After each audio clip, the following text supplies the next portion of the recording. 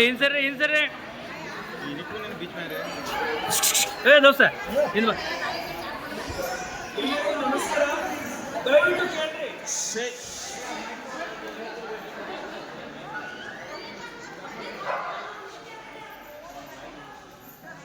ಎಲ್ಲರಿಗೂ ನಮಸ್ಕಾರ. ನಾನು ಬೆಳಗಾವಿ ಜಿಲ್ಲಾಧಿಕಾರಿ ಮೊಹಮ್ಮದ್ ರೋಷನ್ ಅಂತ. ಈಗಿನ ಪರಿಸ್ಥಿತಿ ಏನಿದೆ ತಮಗೆ ಒಂದೆರಡು ನಿಮಿಷ ನಾನು ಎಕ್ಸ್ಪ್ಲೇನ್ ಮಾಡ್ತೀನಿ. ಆ್ಯಂಡ್ ಮುಂದಿನ ಕ್ರಮ ನಾವು ಏನು ತಗೊಳ್ತೀವಿ ಅದರ ಬಗ್ಗೆನೂ ನಾನು ಸ್ವಲ್ಪ ತಮಗೆ ಡೀಟೇಲ್ ಆಗಿ ಹೇಳ್ತೀನಿ. ಮೊಟ್ಟ ಮೊದಲನೇದಾಗಿ ದಯವಿಟ್ಟು ಕೂತ್ಕೊಳ್ರಿ, ಒಂದೆರಡು ನಿಮಿಷ ನಾನು ಮಾತಾಡ್ತೀನಿ.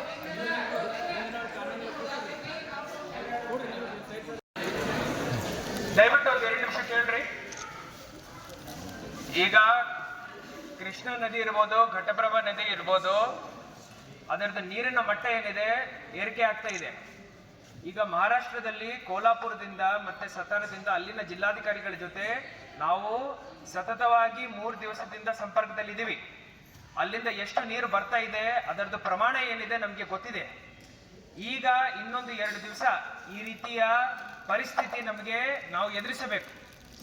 ಅದಕ್ಕೋಸ್ಕರ ಜಿಲ್ಲಾಡಳಿತದಿಂದ ಪೊಲೀಸ್ ವತಿಯಿಂದ ಎಲ್ಲ ಕಡೆ ಈ ರೀತಿಯ ನಾವು ಕಾಳಜಿ ಕೇಂದ್ರಗಳನ್ನು ನಾವು ಸ್ಥಾಪನೆ ಮಾಡಿದ್ದೀವಿ.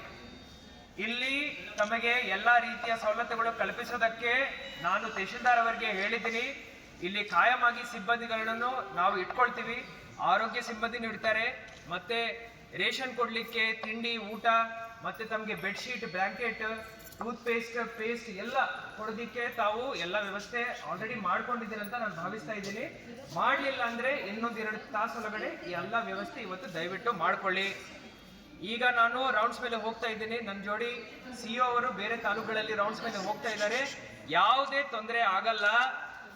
ತಾವೆಲ್ಲರೂ ಒಂದೇ ಕಾಳಜಿ ವಹಿಸಬೇಕು. ನಮ್ಮ ಕಾಳಜಿ ಕೇಂದ್ರದಲ್ಲೇ ಇರಬೇಕು.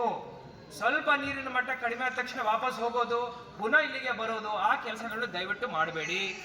ತಮ್ಮ ಸಂಬಂಧಿಕರಿಗೆ ದಯವಿಟ್ಟು ಹೇಳ್ರಿ, ಎಲ್ಲೆಲ್ಲಿ ನೀರು ಸ್ವಲ್ಪ ಊರು ಒಳಗಡೆ ನುಗ್ತಾ ಇದೆ ಅವರು ತಕ್ಷಣವಾಗಿ ಹತ್ತಿರದಲ್ಲಿರುವಂತ ಕಾಳಜಿ ಕೇಂದ್ರಕ್ಕೆ ಬರಬೇಕಂತ ತಾವು ಫೋನ್ ಮೇಲೆ ಹೇಳಬಹುದು. ತಮ್ಮ ಸಂಪರ್ಕದಲ್ಲಿರುವಂತ ಎಲ್ಲರಿಗೂ ತಾವು ಹೇಳ್ಬೋದು. ಇದಲ್ಲದೆ ಇಲ್ಲಿ ಶೌಚಾಲಯ ಫೆಸಿಲಿಟಿ ಇರ್ಬೋದು, ಅದೆಲ್ಲ ದಯವಿಟ್ಟು ತಾವು ಮೇಂಟೈನ್ ಮಾಡ್ಕೋಬೇಕು. ಸ್ಯಾನಿಟೇಷನ್ ಈಗ ಜಮಖಾನೆ ಎಲ್ಲ ಕಡೆ ಹಾಕ್ರಿ.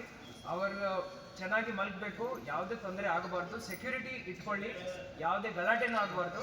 ಇವೆಲ್ಲ ಪೂರ್ವ ಎಚ್ಚರಿಕೆಗಳನ್ನು ವಹಿಸಿ ಎಲ್ಲ ಕೆಲಸವನ್ನು ದಯವಿಟ್ಟು ಯಶಸ್ವಿಯಾಗಿ ನಡೆಸಿಕೊಳ್ಳಿ. ಧನ್ಯವಾದಗಳು. ನೀವೇನಮ್ಮ?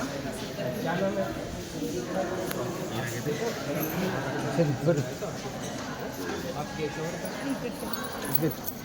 आप ये देखो, अगर उनको यहाँ पर मुश्किल हो रही है तो मैं क्या बोलता हूँ कि इनको हॉस्पिटल की बहुत ही यहाँ पे शायद दिक्कत हो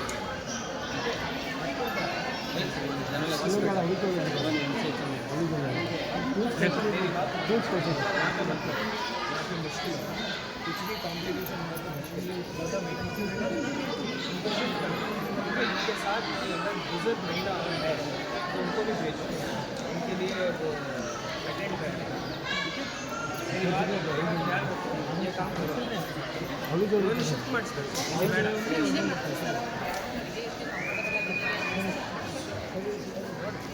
ಫೈನಲಿ ನೋಡ್ರಿ, ನನ್ನ ಜಿಲ್ಲಾಧಿಕಾರಿಯಾಗಿ ನನ್ನ ಸಲಹೆ ಇಲ್ಲಿ ಬೇಡ. ಏನಾದರೂ ಆಗಿದೆ ಅಂದರೆ ಕಷ್ಟ ಆಗುತ್ತೆ. ಸ್ವಲ್ಪ ಕಾಳಜಿ ವಹಿಸಬೇಕು, ನಾವೇ ಕಾಳಜಿ ವಹಿಸಬೇಕು. ಯಾಕೆ ರಿಸ್ಕ್ ತಗೊಳ್ಳೋದು? ಇದಲ್ಲದೆ समाज आ रहा है ना, तो आप किसी के साथ इनके साथ किसी का ले जाइए, वहीं रुकिए आप ಹಾಸ್ಪಿಟಲ್. और ಎಲ್ಲ ಮೊಟ್ಟೆ ಗಿಟ್ಟೆ ಕೊಡ್ತಾರಲ್ವ, ಸೊ ಸ್ವಲ್ಪ ಪ್ರೋಟೀನ್ ಇಂಟೇಕ್ಗೆ ಬರೆದು ನೋಡ್ತಾ ಇರಬೇಕು, ಕಾಳಜಿ ವಹಿಸಿ. ಏನು ನೋಡಿ ಅಮ್ಮ, ಏನೂ ಆಗಲ್ಲ. ಈ ಆಡಳಿತ ನಾವೆಲ್ಲರೂ ನಿಮ್ಮ ಜೋಡಿ ಇದ್ದೀವಿ, ಏನೂ ಆಗಲ್ಲ. 1-2 ದಿವಸ ಇಲ್ಲೇ ಇರ್ರಿ. ಸ್ವಲ್ಪ ನೀರಿನ ಮಟ್ಟ ಕಡಿಮೆ ಆದ ನಂತರ ಎಲ್ಲ ರೀತಿಯ ಪರಿಹಾರ ಏನಿದೆ ಅದು ಕಲ್ಪಿಸ್ಕೊಡ್ತೀವಿ.